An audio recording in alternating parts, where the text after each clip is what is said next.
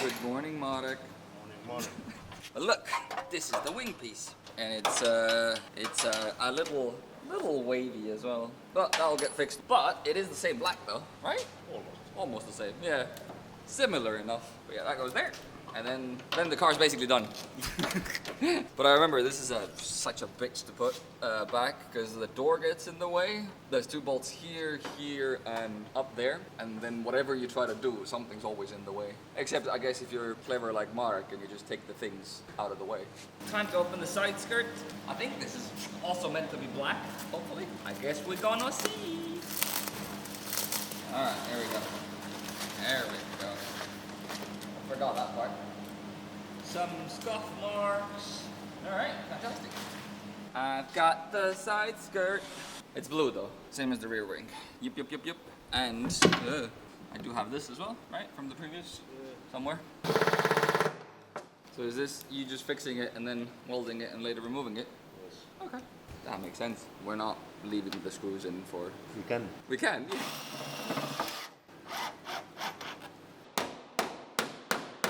So now we have the... Actually, I can't see shit, but I'm sure somewhere there we have lines for where we put the glue. Yes. Alright, so now the wing comes off again, and then we're gonna put the glue on the lower parts because at the wheel well, all of this was held in by glue last time. Woo. Oh yeah, so there's the line, right? That's, yeah, pretty much exactly where the glue's gonna go again. Awesome.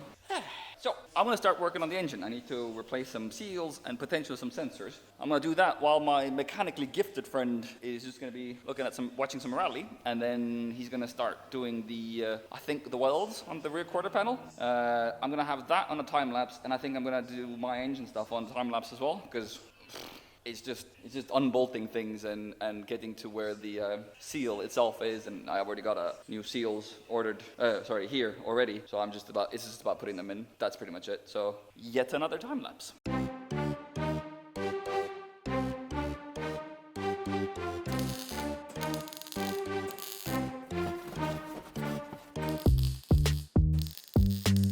I'm sure everybody's gonna be ready to comment how Marek was welding without a mask. So my mechanically gifted friend had an idea. He put the mask on top of his head so nobody could complain about the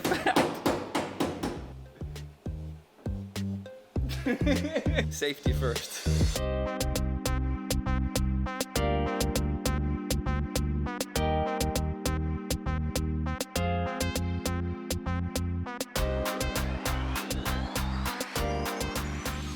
I've opened up all the bolts, and now I guess it's the moment of truth. There you go. Okay, it looks like they've done a silicone seal, but it looks pretty clean. Nothing that I instantly notice. Well, that sticks out. Also, hey Marek, you wanna come have a look? So it looks like they've done just the silicone. Yes, this is bad. Yeah, and it's all ribbons on this side as well, on the edges. So that's kind of shit. I have the new sealant, obviously, but the chain looks okay. These are Yes, this is okay. quite nicely uniformly worn. Yes, this is okay. Okay. It's relatively clean, no gunk, No. no foam, but yeah, just sealant, right? Like Yes, need to clean everything and put back together. just breaking out the edges and Yes. Jesus Christ, there's quite a lot of it. Yeah. All right. Success me. Woo! I did something. So I'm gonna clean now. I don't think that's very watchable and content-wise, but yeah. Okay, I cleaned this up, and now, if I get this right, I should be able to grab the silicone. Oh, yes. Oh, that's so satisfying. There it is, this little silicone blob. Clean this out as well, and then there's these little silicone seals here as well. I'm gonna sort out as well. So I have now thoroughly cleaned it. So all clear of oil and any sort of gunk. Same for the front side. And now I'm gonna just put the new seals in.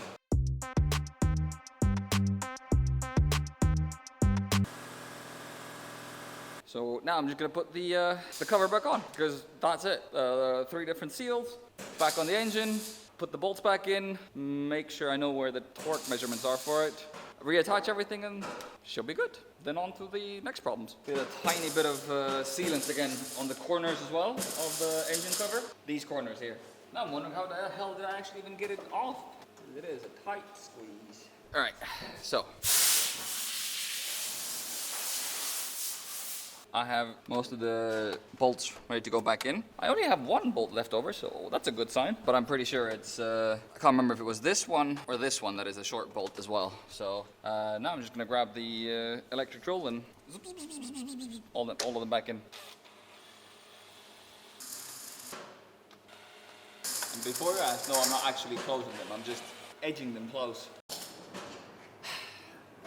Right, so one of the last bits that I have left to do in regards to reassembling is, I believe it's the turbo air intake pipe or the, I don't know, I think it should be the intake considering where it is, and obviously the ignition coils. The problem I have is that the end of one of the pipes, like it should be longer, right? You see where the clamp on this is? I believe the clamp has broken off the rubber bit for this end part. So I need to either see if I can put a clamp on this tiny little edge, or if I just need to basically order a new piece for this. So now I'm gonna go see if a clamp is wide enough for this. All right, so I have found a clamp for it, which I think will fit in regards to the size, but you can see here how little it will cover if it will go on, right? You can see how it's just gonna be borderline, like it doesn't really have much to grab onto. See at the bottom ledge there, kind of thing. So I think I'm gonna use this as a temporary measure, and then see if I can order a new this whole pipe thing, and then in the meantime just clamp it with this, because otherwise the turbo is not going to get any air, and then if the turbo doesn't get any proper air, then it's not going to kick in, and then the car is just going to go, well, not exactly that, but you know what I mean.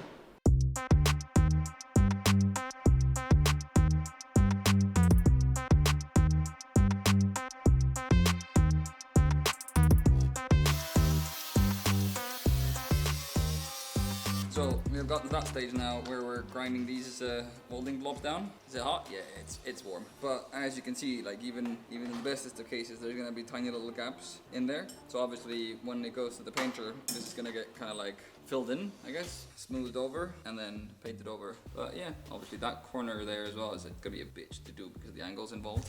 But yeah, I mean, you know, progress before, obviously, and after grinding down. So this paint is just temporary, right? Yes. So it wouldn't start rusting. And then when it goes to the painter, it needs to be sanded and sorted out properly anyways. Camera focus pulls.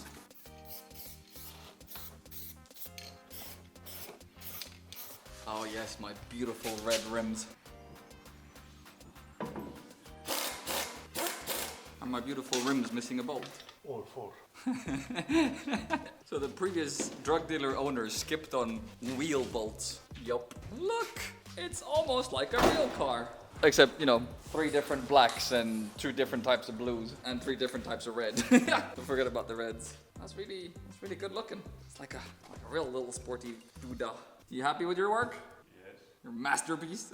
Voiceover time. As you can see, the car is already getting prepped for a paint job. It's gonna get a full paint job, including the roof and the hood and even the new trunk that has already arrived as well. But painting is a very slow process. Well, dent removal, body fill, sanding, body fill, painting, that's a slow process. There's just so much to it. So it's already been with my new best friend, the paint guy, for over a month, and there's still several weeks to go, which means there will be a delay in Peugeot content. Now don't worry, I already have a new project bought and ready to go, and the Peugeot will still need a whole lot more work. There's gonna be assembly, engine, exhaust to redo, brakes, interior works. Like I said, there's still gonna be plenty of content about the Peugeot. However, right now, let me just give you a teaser of my new project. God, I love projects. I think I have a problem. Anyways, this is my Mercedes luxury conversion van from 2013. It's got a DVD player. Oh yeah. Don't shine the light right into the camera.